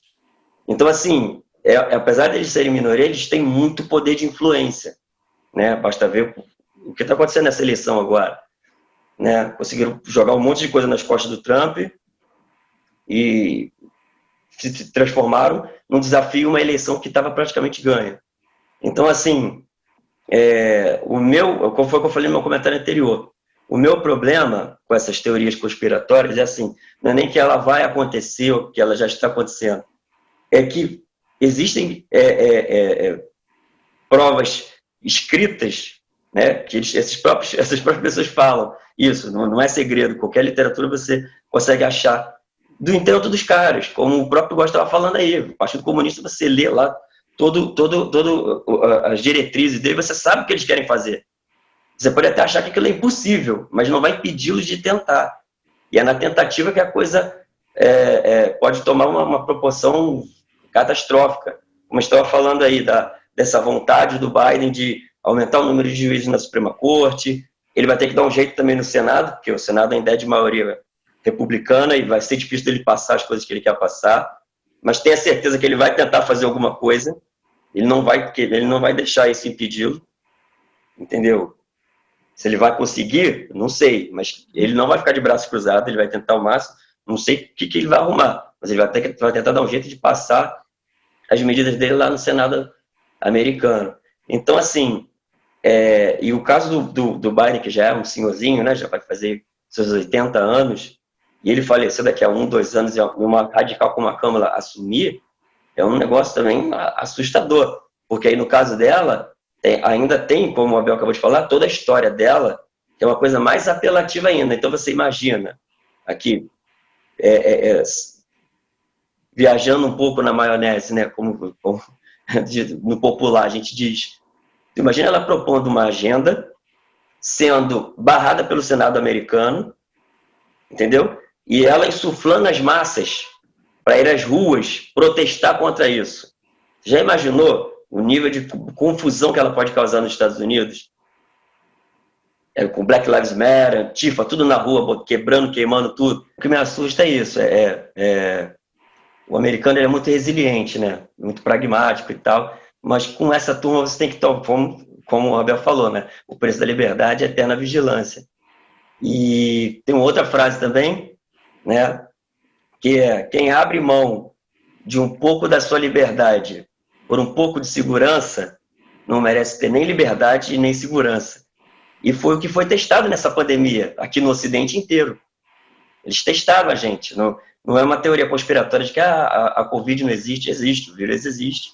Ele mata, principalmente nas populações, né, mais idosas ou pessoas com comorbidade e tudo mais. Só que eles superdimensionaram e fizeram quase que um experimento social. As ordens vieram de cima para baixo. A própria OMS foi e voltou nas diretrizes dela várias vezes. Dava para ver que eles estavam seguindo a cartilha lá de Pequim, né? Tudo que Xi Jinping falava, a OMS dizia amém, né? E eles conseguiram botar o Ocidente todo dentro de casa, causar um estrago quase imensurável na economia do Ocidente todo. Ainda venderam os aparelhos, né, respiratórios para a gente. Muitos não funcionavam ou não tinham como ser usado para a Covid, como aconteceu lá na Inglaterra, né, que acabou batendo e voltando. Ou seja, foi uma coisa desagradável. Então, assim, eu vejo sempre esse lado, assim, eu vejo sempre o lado pior. Para caso eu me surpreenda para o bem e não para o mal, entendeu? Foi como o Góes falou, que o Abel é o cara bonzinho, né? O cara, ele vê sempre o melhor e tal, vê sempre o copo bem cheio, né? Eu não, eu vejo o copo sempre meio vazio. Tem comunista, tem revolucionário no meio do negócio, eu fico com os 2 pés atrás. Independente se a democracia está sólida, se as instituições estão funcionando, esses caras, não dá para brincar com esses caras. Eu sou otimista mesmo, Omar. comprovadamente tem estudos que dizem que os otimistas vivem mais, ganham mais, entendeu? São mais felizes. É sério. Tem um estudo aqui, cara, foi comprovado, estudo aqui nos Estados Unidos, psicológico, publicado, ciência, não estou brincando, não.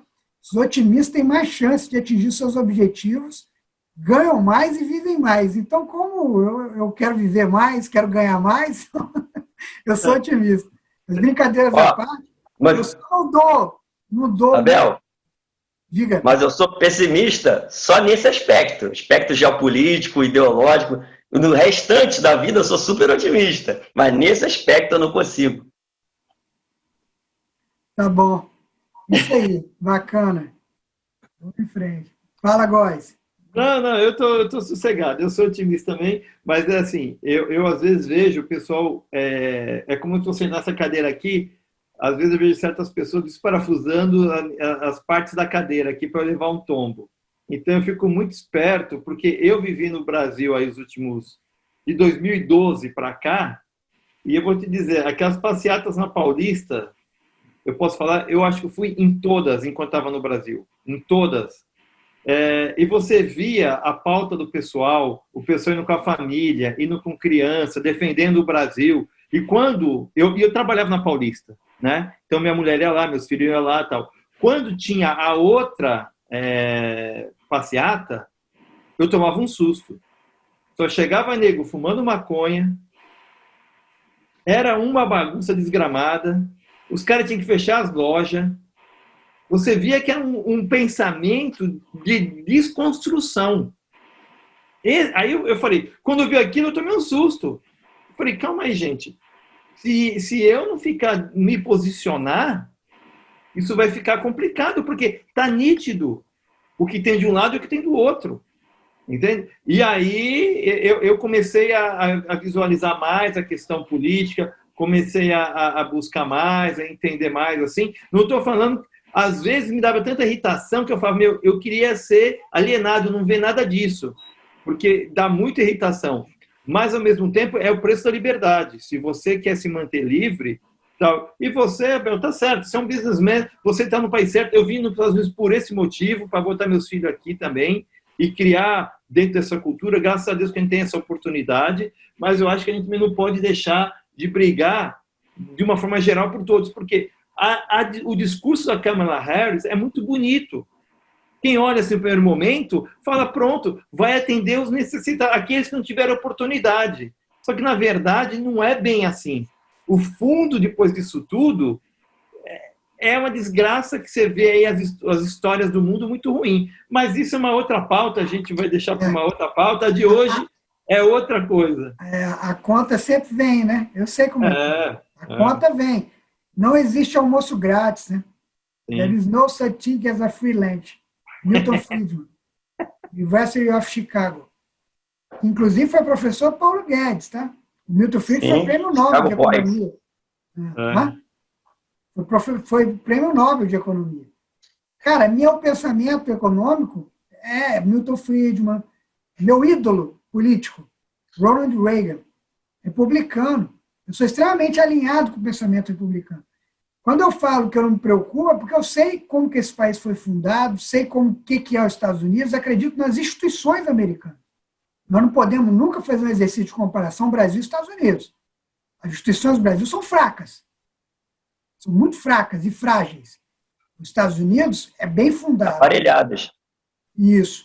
E os Estados Unidos é bem fundado. E as instituições são fortes, tá, aqui nesse país, muito bem fundadas. Então, é isso que eu sempre costumo dizer para os amigos do Brasil que falam, você pode estar lá o democrata, pode estar o republicano. Vai mudar a linha econômica, evidente, vai mudar a pauta, vai mudar as discussões, mas eu não acredito que os fundamentos de liberdade desse país vão ser comprometidos. Eu, Abel, tá? Eu penso, pelo que eu leio, pelo que eu estudo, eu escolhi vir aqui, igual o Góes falou, vim buscando também um futuro melhor para a minha família, para os meus filhos, mas, acima de tudo, eu acredito que se os Estados Unidos perderem a sua substância principal, que é a liberdade, que todo sujeito tem aqui, mesmo imigrante, de vir aqui vencer e crescer, e atingir todo e qualquer sonho? É possível, sim, por que não? E aí eu não estou fazendo propaganda para Obama, é a história do país, tá? Enfim, o que eu digo? Tem que ter vigilância, não vai ter vida fácil o Biden, pelo contrário, vai ter muita oposição, e não pense o Biden ou a Kamala Harris, quem for, que vai implantar a agenda progressista ou socialista dos Estados Unidos. Esquece, cara, é a maior democracia do mundo. É o país mais capitalista do mundo. Eu, assim, acho, assim, muito pouco provável. Se isso acontecer, não vai acontecer, porque a sociedade vai se revoltar, não vai deixar isso acontecer. Não que o presidente seja propenso a esse tipo de agenda.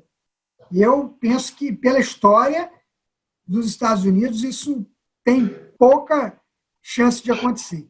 E quero aí agradecer vocês aí pelo bate-papo, reforçar mais uma vez que acredito sim em democracia, acredito nas instituições americanas, acredito na livre iniciativa, no indivíduo, no trabalho, né, na inspiração e na transpiração.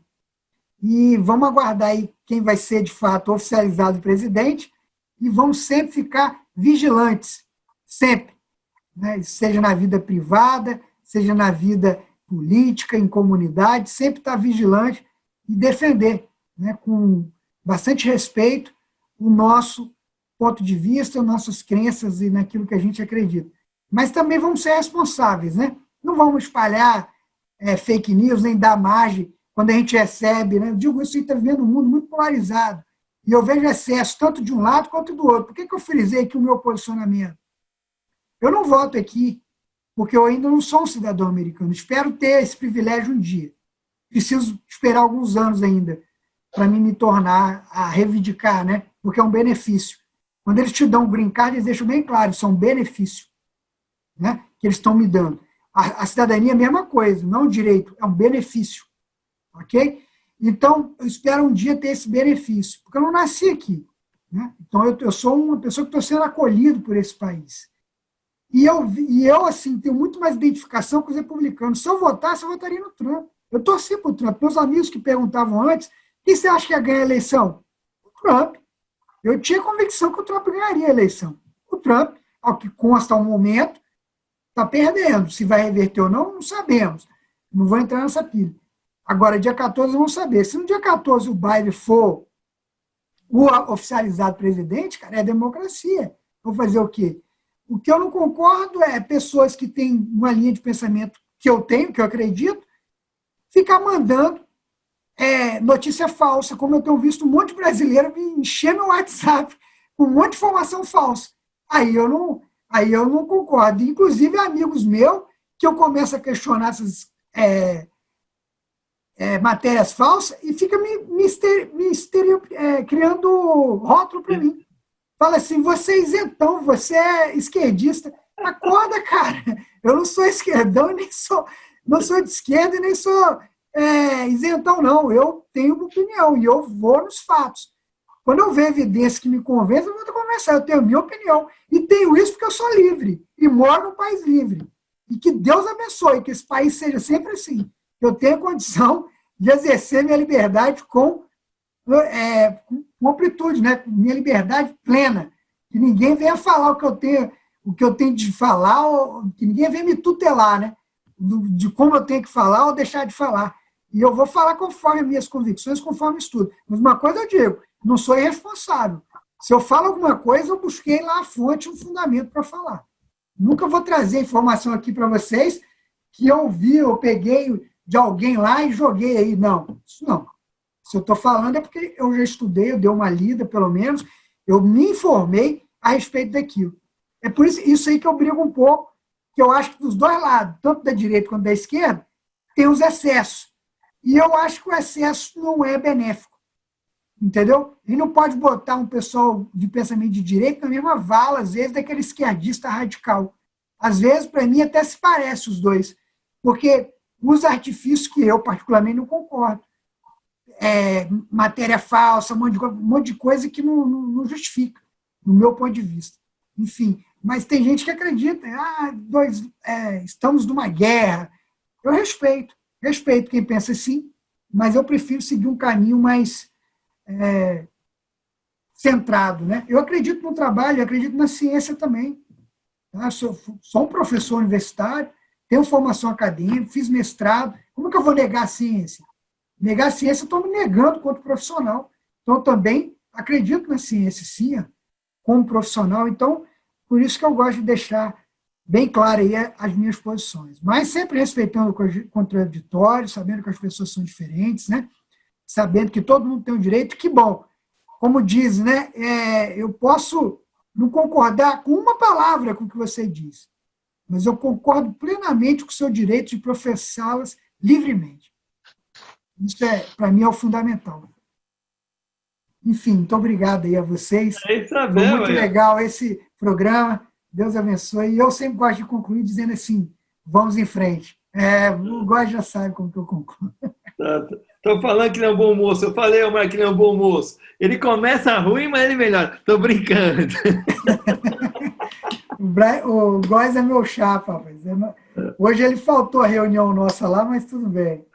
Pessoal, eu tenho que agradecer ao GBA, agradecer ao Abel, essa simpatia aí, essa honestidade que o Abel sempre pauta, coloca e É um prazer conhecer o Omar. O Omar, eu vi 2 programas do Omar, mas não conhecia pessoalmente. Quer dizer, ainda não está pessoalmente, mas não conhecia falando com ele, batendo papo.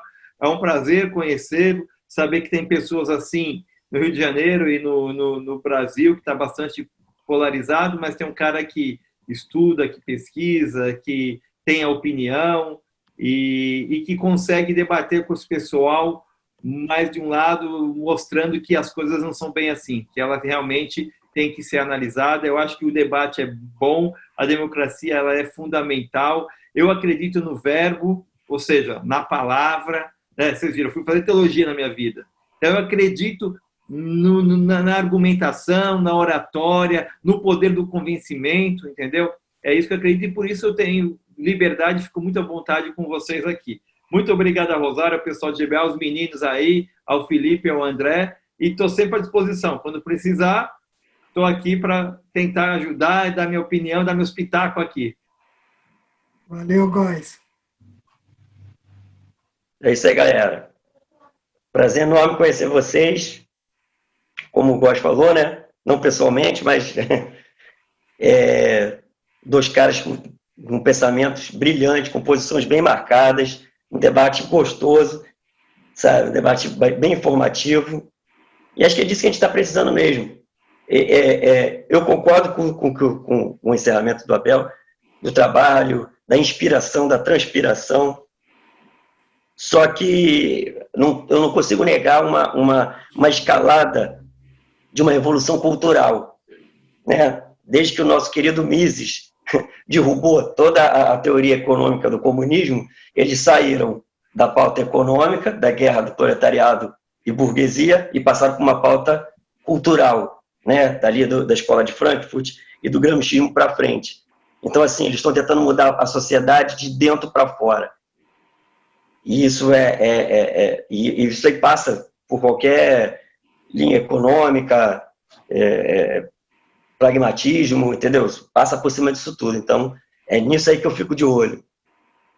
Mas, como eu disse, Abel, sigamos em frente, de olho, sempre.